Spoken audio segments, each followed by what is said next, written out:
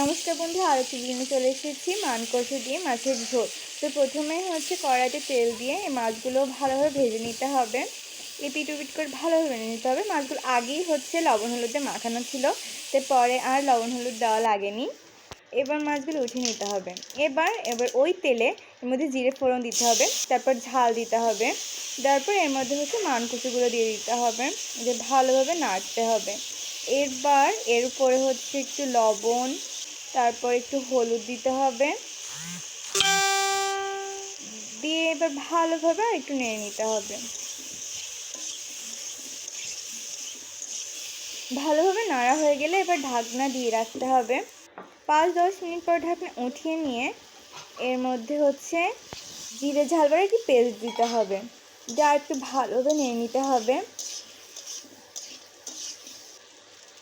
ভালোভাবে নাড়ার পর এর মধ্যে জল দিয়ে দিতে হবে। জল দেওয়ার পর একটু নাড়ার পর আবার ঢাকনা দিয়ে রাখতে হবে যতক্ষণ না ঝোলটা ফোটে। এবার জল ফুটে গেলে এবার ভেজে রাখা মাছগুলো দিয়ে দিতে হবে।